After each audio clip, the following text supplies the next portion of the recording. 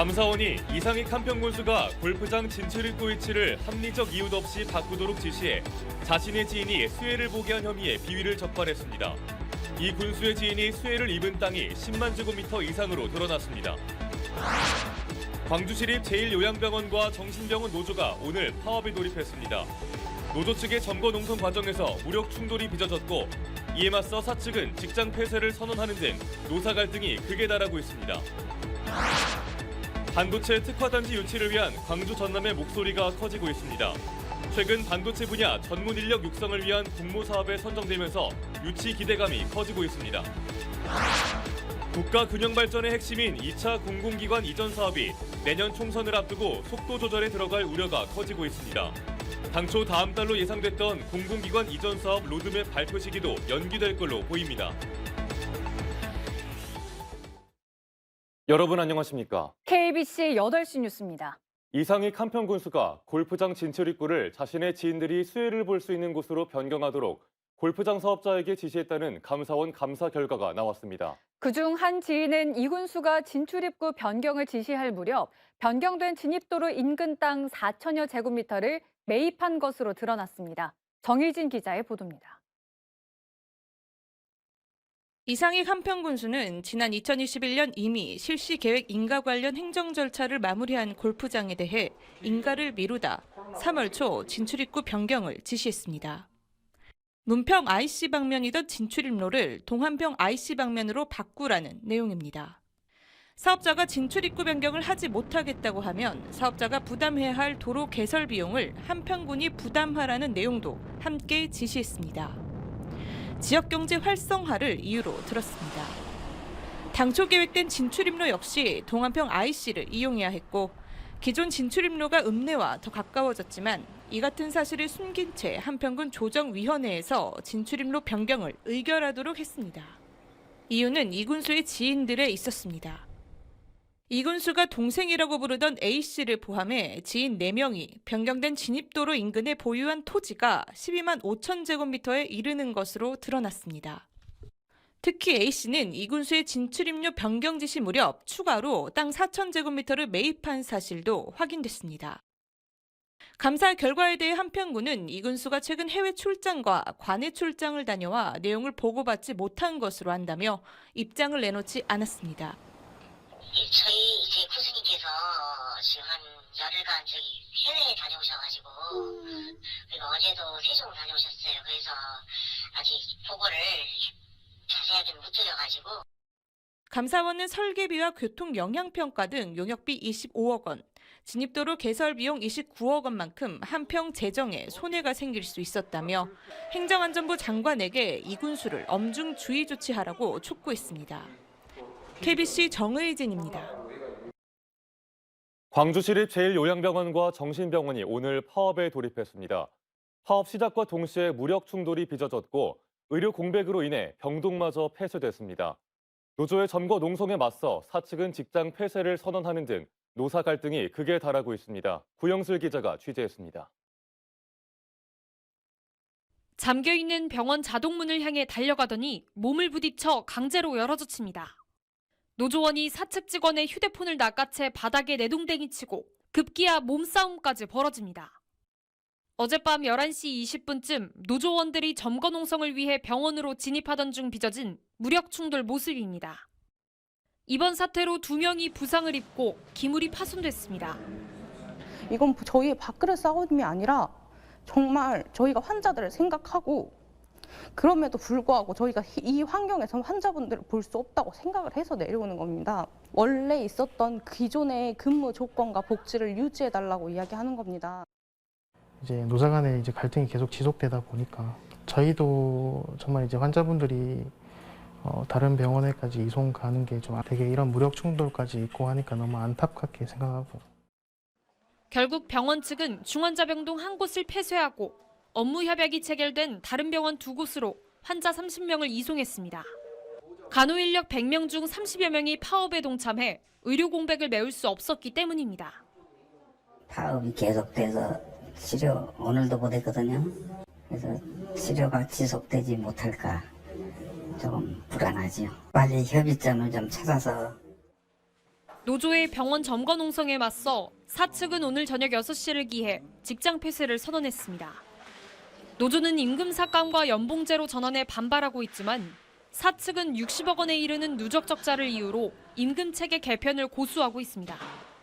임금 체계 개편을 두고 반년째 이어져 온 노사 간 갈등이 최고조로 치닫고 있습니다. KBC 구영슬입니다. 다음 달 반도체 특화단지 지정을 앞두고 광주 전남에 유치해야 한다는 목소리가 높아지고 있습니다. 앞서 반도체 분야 전문 인력 육성을 위한 공모 사업에도 잇따라 선정된 데다 총선을 앞두고 정치권에서도 관심을 보이고 있는 만큼 지역의 기대감도 높아지고 있습니다. 박성호 기자의 보도입니다. 광주시의회와 전라남도 의회 의원들이 한자리에 모였습니다. 다음 달 발표 예정인 반도체 특화단지가 광주 전남에 지정돼야 한다고 촉구하기 위해서입니다. 반도체 특화단지 지정은 지방 소멸의 위기를 지방 부활의 기대로 발전시켜서 국가 균형 발전의 핵심 모델이 될 수 있을 것이라고 기대하고 있습니다. 국가 첨단 전략산업 육성 방안의 핵심인 반도체 특화단지는 민선 8기 광주 전남 상생 1호 사업으로 선정될 만큼 지역 내 관심이 높습니다. 특화단지로 지정되면 예타를 면제받을 뿐 아니라 세제 혜택, 국비 지원 등 다양한 지원을 받게 됩니다. 전국 15개 지자체가 유치 의사를 밝힐 만큼 경쟁이 치열한데 광주 전남도 충분히 경쟁력을 갖췄다는 평가입니다. 광주 전남이 신청한 시스템 반도체 분야에서 세계적 수준인 엠코가 선도 기업으로 있는 데다 지역 주요 산업인 자동차 산업과의 연계 발전 가능성도 높기 때문입니다. 주요 평가 항목 가운데 하나인 인재 공급 부분도 반도체 특성화대학 공모와 국립대 반도체 공동연구소 공모에 전남대 등 지역대학이 잇따라 선정돼 전망을 밝게 하고 있습니다. 정부와 정치권에서도 광주 전남을 첨단 산업의 중심지로 조성하겠다고 언급한 부분도 기대감을 높이는 대목입니다. 저는 광주와 호남이 자유와 혁신을 바탕으로 AI와 첨단 과학기술의 고도화를 이루어내고 이러한 성취를 미래 세대에게 계승시킬 수 있도록 대통령으로서 제대로 뒷받침하겠습니다. 주요 평가 항목인 선도기업, 인재 육성, 지역 연계성 등을 두루 갖춘 광주 전남이 반도체 특화단지로 지정될 수 있을지 다음 달 정부의 발표에 이목이 집중되고 있습니다.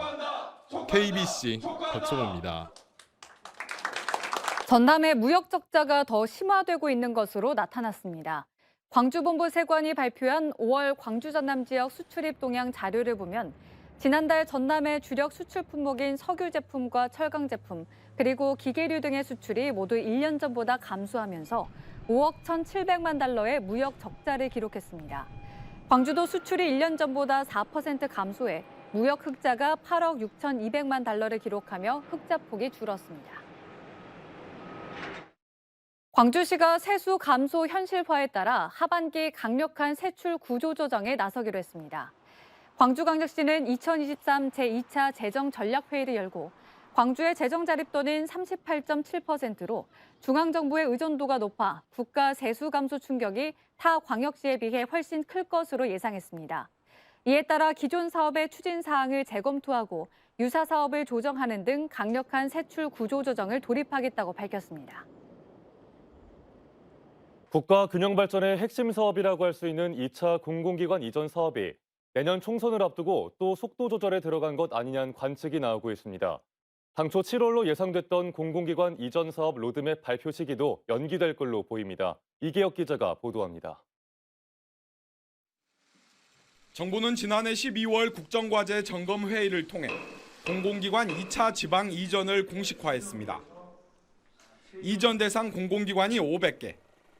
올해 상반기 기본 계획을 마친 뒤 하반기부터 이전 사업의 속도를 낼 것이라는 정부 계획도 나왔습니다. 하반기에 한다라는 것은 임차 기간 등 이전이 좀 손쉬운 기관들을 대상으로 말씀을 드린 거고, 전체 이전 대상 기관과 이전 계획은 세부 계획이 실시되는 과정에서 나와야 될 것들입니다. 하지만 이전 사업이 속도 조절에 들어간 것 아니냐는 분위기가 감지되고 있습니다. 우동기 국가균형발전위원장은 최근 언론 인터뷰에서 지역 간 갈등을 고려해야 하고 정치 일정도 있어 로드맵을 언제까지 발표하겠다고 확정할 수 없다고 밝혔습니다. 가장 큰 배경으로는 내년 총선이 꼽힙니다. 수도권의 부정 여론뿐 아니라 유치전에 뛰어든 지역 간 갈등을 의식하기 때문인 것으로 분석됩니다. 이제 용인에 이제 큰 클러스터 단지가 생기고 그래서 지방에서 조금 소외감들을 좀 많이 느끼고 있습니다. 그래서 그다음에 지방 공공기관 이전 같은 것들도 좀 더 강력하게 추진되기를 희망을 해봅니다.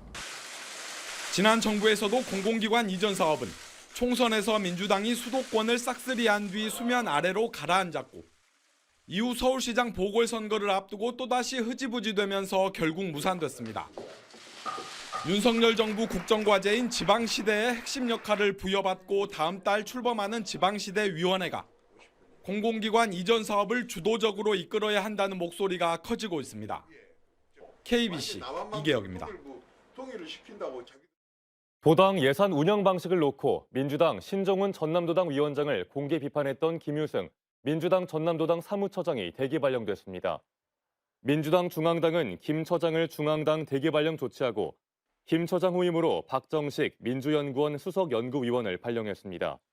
김 처장은 자신의 페이스북에 전남도당의 1인 사당화를 막기 위한 충정이란 제목으로 운영비 등 도당 운영 방식에 문제가 있다는 글을 올려 신 위원장을 공개 비판했습니다. 외국인 노동자 공급 문제로 갈등을 빚어온 이웃을 살해한 50대 남성이 구속 기소됐습니다. 광주지검 해남지청은 지난달 14일 전남 해남군 산이면에서 이웃인 40대 남성을 살해한 뒤 1톤 트럭 적재함에 시신을 유기한 채 달아난 혐의로 51살 A씨를 구속 기소했습니다. 시신 유기를 도운 태국 출신의 노동자도 사체 유기 혐의로 구속 기소됐습니다. A씨는 외국인 노동자 중개인인 피해자가 모내기 작업일꾼 2명을 보내달라는 요구를 거부하자 홧김에 이 같은 범행을 저지른 것으로 조사됐습니다. 완도군이 전남에서 가장 많은 외국인 계절 근로자를 배정받아 인력난에 숨통이 트일 것으로 보입니다. 완도군은 법무부로부터 상반기 1000여 명에 이어 하반기에 663명을 배정받아 전남 전체 배정 인원 7,611명 가운데 22%인 1,672명의 외국인 계절 근로자를 배정받았습니다. 완도군은 현재 외국인 근로자 900여 명이 다시마 생산 어가 등에 투입됐으며 하반기에는 고용 수요와 시기에 맞춰 순차적으로 배치할 계획이라고 밝혔습니다. 지역 중소상인들이 광주 신세계의 지구 단위 계획이 시민의 이동권을 침해한다며 철회를 촉구했습니다. 금호월드 상인들을 중심으로 구성된 대기업 대규모 점포 광주 상인 대책위 등은 기자회견을 열고 신세계가 설치하기로 한 죽봉대로 지하차도 출구가 신세계 진입 위치에 놓여 오히려 교통 혼잡을 유발한다며 출구를 연장하고 무진대로 방향에도 지하차도를 신설하라고 요구했습니다. 이들은 광주 신세계가 금호월드 상인들과의 상생 방안을 만들지 않음은 물론 패션 등 중복업종의 상인들과 협의조차 하지 않았다며 상생 방안을 지구 단위 계획에 반영해야 한다고 강조했습니다. 전라남도 체육회가 레슬링팀과 수구팀을 창단했습니다. 오늘 창단식을 가진 레슬링팀은 국가대표 감독을 맡았던 박근철, 한평 학다리 고등학교 감독과 남녀 선수 5명으로 이루어졌으며 수구팀은 진만근 현 국가대표 감독, 전현 국가대표와 상비군 대표 등 모두 13명으로 구성됐습니다. 전라남도 체육회 레슬링팀과 수구팀은 지난 3월 대한체육회 팀 창단 공모에 선정돼 3년간 6억 6천만 원의 지원금을 받습니다. 전남 아너소사이어티 회원이 목포 하나노인복지관에 6천만 원을 지정 기탁했습니다. 호주 면세점 김주원 대표는 오늘 목포시장실에서 사랑의 열매에 기부한 1억 원의 후원금 가운데 6천만 원을 하나노인복지관에 지정 기탁금으로 전달했습니다. 지정 기탁금은 노후 차량 교체와 취약계층 어르신들을 위한 환경 개선에 사용될 예정입니다. 나주 영상 테마파크가 철거되고 해당 부지에 역사박물관 건립이 본격 시작됩니다. 나주시는 공산면 신공리 나주 영상 테마파크를 철거한 뒤 440억 원을 투입해 내년 하반기 개관을 목표로 6,000제곱미터 면적의 남도의병 역사박물관을 건립합니다. 해당 부지에 있는 나주 영상 테마파크는 건물 노후화에 따른 관광객 감소 등으로 인해 적자가 가중돼 왔으며 나주시는 고구려궁 등 일부 건축물은 존치해 관광 자원으로 활용할 계획입니다. 해남 솔라시도 기업 도시에 수산 양식 기자재 클러스터가 조성됩니다. 해남군이 해양수산부 수산양식 기자재 클러스터 조성 공모 사업에 최종 선정돼 오는 2027년까지 5년 동안 총 사업비 425억 원을 투입해 산이면 솔라시도 기업 도시 내 3만 3천여 제곱미터 부지에 수산양식 연구지원센터와 물류, 유통, 실증 단지 등이 들어섭니다. 전국 최초로 조성되는 수산양식 기자재 전문산업단지는 전국 최대 수산업 지역인 전남의 수산양식에도 획기적인 전환점이 될 것으로 기대되고 있습니다. 광주 스마트 인재 개발원이 첨단 산업과 디지털 분야 직업 훈련생들의 성과를 발표했습니다. 개발원은 오늘 광주 CGI 센터에서 지난 6개월 동안 K 디지털 트레이닝 과정을 수료한 교육생들의 최종 성과물을 발표한 뒤 수료식을 개최했습니다. 수료를 마친 훈련생들은 첨단 디지털 산업 분야에서 4차 산업혁명을 선도할 인재들로 활약하게 됩니다. 남해안을 대표하는 세계적인 음악제로 성장하고 있는 여수 에코 국제음악제가 오늘부터 열립니다. 올해로 8회째를 맞는 여수 에코 음악제는 세계적인 첼리스트이자 서울대 교수인 김민지 예술감독을 선임하고 오늘부터 나흘 동안 GS 칼텍스 예울마루에서 4차례 공연을 진행합니다. 이번 여수 에코 음악제에는 바이올리니스트 프레데릭 모로 등 국내외로 저명한 연주자들이 참석합니다. 한여름 더위가 지속되는 가운데 국립아시아문화전당 하늘마당이 도심 속 휴식 공간으로 각광받고 있습니다. 문화체육관광부 국립아시아문화전당은 잔디 보수 작업과 포토존 조성을 거쳐 재개장한 하늘마당 방문객이 지난달 4만 7,724명에 달해 4월 방문객보다 2배 이상 급증했다고 밝혔습니다. 하늘마당은 하늘과 맞닿은 전당 내 야외 정원으로 넓이 약 7,000제곱미터 규모의 열린 공간입니다. 전남대학교가 올해의 한 책으로 정지아 작가의 아버지의 해방일지를 선정했습니다. 전남대 도서관은 올 한 해 동안 선정된 도서를 중심으로 작가 초청 톡 콘서트와 독서 후기 공모전 등 다양한 연계 프로그램을 진행해 지역 공동체의 문화 담론을 형성할 계획입니다. 도서 선정은 후보 도서 5권을 대상으로 지난 5월 한 달여간 광주 전남 시도민들의 온오프라인 투표를 받아 진행했습니다. 전라남도 보건환경연구원은 미국 환경자원학회의 먹는 물 분야 국제 숙련도 평가에서 8년 연속 최우수 기관 국제 인증서를 받았습니다. 전남 보건환경연구원은 지난 4월부터 국제 숙련도 평가에 참여해 이온류와 금속류 등 총 17개 항목에서 모두 적합 판정을 받았습니다. 국제 숙련도 평가는 시험 기관의 측정 분석 자료의 신뢰성과 정확성을 확보하기 위해 전 세계 정부기관과 연구소 그리고 민간 분석기관이 참여하는 국제 공인 인증 프로그램입니다.